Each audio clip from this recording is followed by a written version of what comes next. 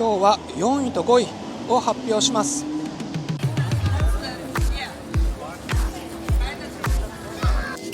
皆さんこんにちは。歌舞伎 YouTuber の電脳ワーフです。今日は5月談義祭に来ました。襲名でもあります。いやにぎわってますね。私の方で幕開に見て直後の感想言っていきたいと思います。そしてランキングもつけます。それでは行ってみましょう。レッツゴー。それでは私のランキングをこれから発表します。私のランキングですけども3つの要素からつけています。1つは私のドーパミンが上がったか、ワクワクしたか、ドキドキしたか、感動したか、そして2つ目は私がもう一度見たいかという簡単です。そして3つ目は、歌舞伎初心者の方、これから歌舞伎を見る方にもお勧めしたいかどうかという3つの観点です。この私の動画、各幕が終わった直後に撮っていますということで、実は何も台本がありません。私が感じたままに話してるんで、時には失礼なことを口走ることもありますけどもお許しください。私の本音を喋ってますということで、一目見席用のこれからランキングを発表します。それではまず第4位と第5位を発表します。本当に今月、演目が5演目のせいもありますけども、粒揃いで本当に順位をつけるのが難しいです。申し訳ないという気持ちもありますけども、一幕見席のためにつけてみます。まず第5位。第5位は喜一方言三略の巻菊畑です。とはいえ後半見せます。盛り上がります。今喜一方言三略の巻菊畑が終わりました。これは牛若丸義経の話です。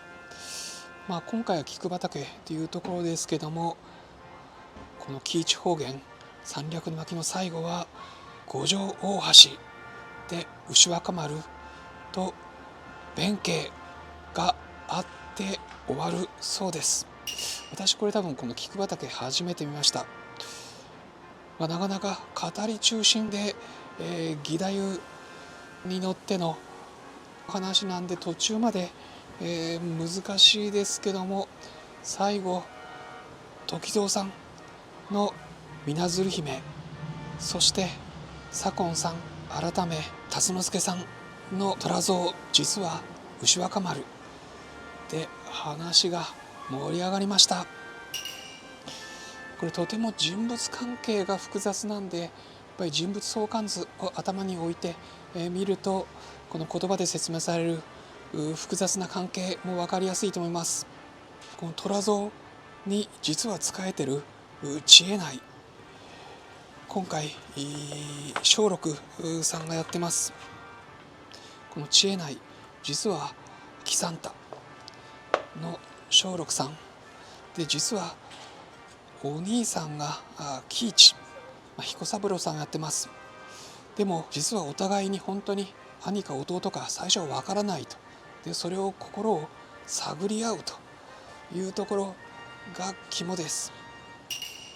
でこの喜一、もともとは源氏型なんですけども、今は平家型についている。でこの知恵内と、そして虎像、実は牛若丸の2人は源氏なんですけども、この虎の巻というものを奪うためにこの喜一の館に仕えているふりをしているというのが肝です。この喜一の娘の水鶴姫を時蔵さんがやってます。でそこに完全平家型の短海が乗り込んでくると、そして虎の巻を差し出せという人物の構図になってます。最後は虎像を好いてる水鶴姫と一緒に知恵内も加わって喜一を説得に行くと虎の巻を奪いに行くというところで終わりました。短回は牛若丸にぐっさりというふうに切られました。いや、この襲名する左近さん改め辰之助さん、こういう牛若丸本当に似合ってますね。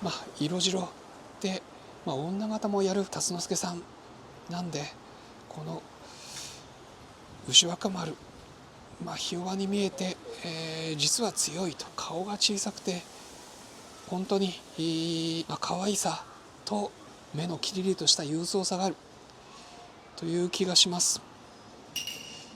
この特色、顔も小さいですし、を今後どうやって生かしていくのかというのが楽しみです。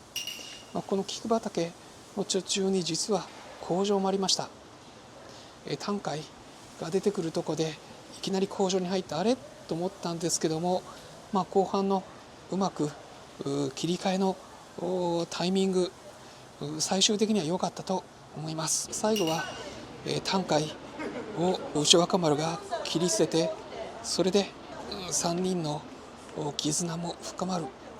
本当に時蔵さん、水鶴姫なんですけども、赤姫で顔が、化粧が玉三郎さんにそっくりになってきたという気がします。昼信の六花仙でも感じました。後半その時蔵さんの赤姫、水鶴姫がいぞいぞとしながら恥ずかしそうに辰之助さん、牛若丸に恋の告白をする。それを松緑さんの知恵内が間を取り持つと。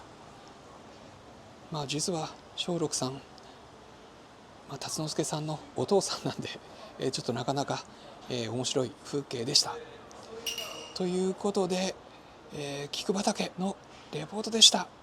左近さん改め辰之助さん、襲名おめでとうございます。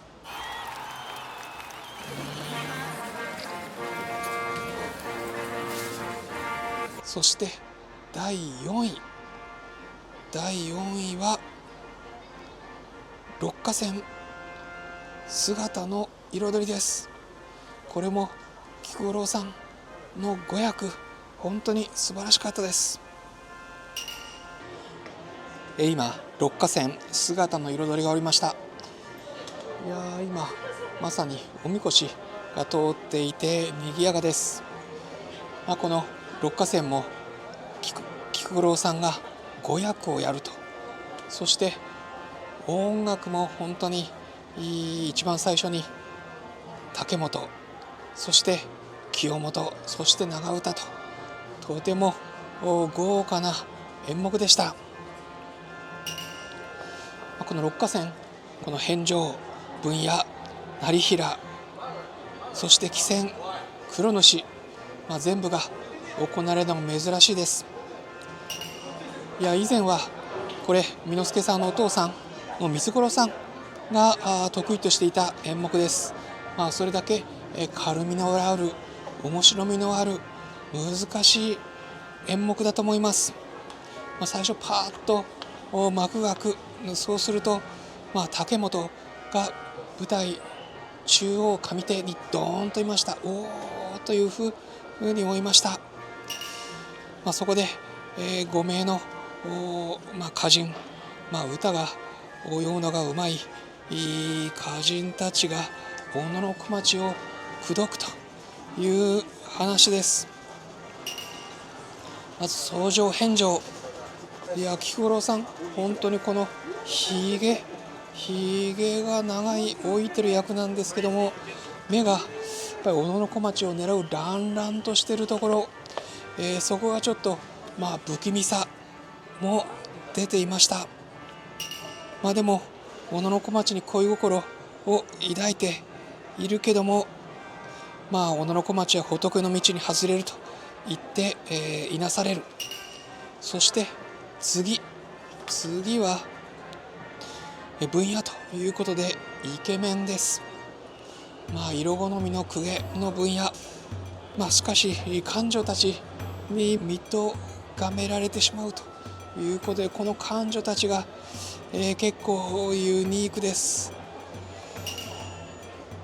小野小町のこの百夜が追いで、身を崩した不格差の少々の話も出てきます。そこで、結局分野はすごすごと変えると、その後のこの彼女たちの結構笑かせるコミカルなところを見どころでした。そして有原の成平、ミスが上がるとイケメン美女の組み合わせです。ガラリと変わった菊五郎さん、この青い、鱗のような着物も特徴的です。美人の小野小町に肩を寄せて、この時蔵さんが綺麗なんですよね。このクッとさらりとそれをかわすその時にふっと微笑む、そういう美しい時蔵さん、ぜひよく見てください。小野小町です。でも小野小町、成平の口説きも結局やんわりとかわすと。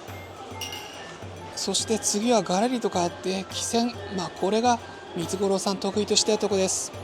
汽船法師が今度は小町じゃなくて祇園の岡地、着身女に言い寄るというところです。着身女岡地は寂右衛門さんがやってます。でも最後弟子たちが汽船法師を迎えに来ます。この軽み、ぜひまた全然違う菊五郎さんの演技見てください。もしかしてこっちに来てるんでしょうか。すごい賑やかですね。ちょっと急ぎます。最後は黒主、これはダース・ベイダー菊五郎さんをうまく小野小町が、トリックを使っていなすと。ぜひ小野小町時蔵さんが持っている本に注目ください。この背後で鳴ってる黒ミスの音楽も今回良かった。リズミカルな太鼓いいですね。まさにノリのいい表紙が聞こえました。小野だと外場小町といって100歳になった小野小町が、昔のモテた頃を思い出すという話もあります。この筋書きの中で、菊五郎さん、これは宿泊を表している、言いよるけど結局みんないなされる男たちの、苦しみを表しているとも書いてありましたけども、でも、身勝手な男たちをよく菊五郎さんが演じていました。もうよく言えばもう少し軽みというかコミカルさがあるともっと素晴らしくなると思います。今日が初日なんで、これからさらに良くなること楽しみです。ということでちょっと混んできたんで、今回はここまでにします。ということで、菊五郎さんが、5役を務める六花仙姿の彩りでした。ということで5月歌舞伎座初日、各演目を見た直後に感想を喋ってます。もしかすると言い間違いがあったらお許しください。ということで今日も歌舞伎座からお届けしました。ぜひ皆さんいいねやチャンネル登録お願いします。LINE 公式もやってますし、歌舞伎愛というみんなで、自分の好き、自分の感動を書き続けるポータルも作ってます。最新の歌舞伎情報もそこに載せていますので、歌舞伎愛をごひいきにお願いします。今月の21日には6月歌舞伎座の神掛けで珊瑚大切の演出をされる織田先生の公演、世田谷文学館でやりますのでぜひお越しください。それでは歌舞伎 YouTuber の電脳和風でした。歌舞伎や伝統芸能みんなで一緒に楽しみましょう。それではまた。